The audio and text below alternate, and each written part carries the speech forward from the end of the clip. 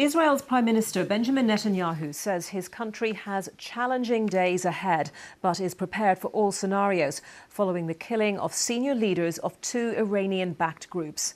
Mr. Netanyahu said Israel had dealt what he described as a crushing blow to its enemies through the attack that killed the Hezbollah leader in Lebanon.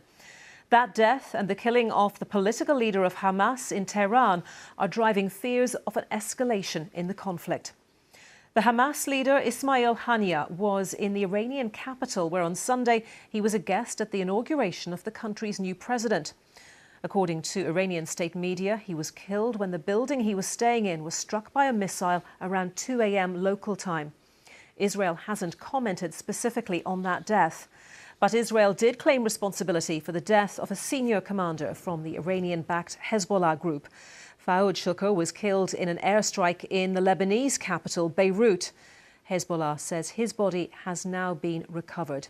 Well, here is some of what Benjamin Netanyahu had to say in his televised address in the last hour. There is an alliance of life between us, and the murder of these innocent children has added to this endless suffering of our dear inhabitants of the north who are displaced now and have been hit so hard. But we will not remain silent. We have hit out at Muhsin, and we will continue doing so against anyone who murders our citizens and hurts our country. Then his days are numbered. Citizens of Israel, there are very challenging days of us ahead. We have been hearing those threats from everywhere. We are ready for any scenario, and we will stand cohesed and ready against any threat. They will pay a price if there is any aggression against us, wherever that theatre is. Well, we'll have more detail in a moment on the death of the Hezbollah commander, but first, the killing of Hamas's political leader Ismail Haniyeh. He was born in a refugee camp in Gaza in 1963 and was a key member of Hamas from its inception.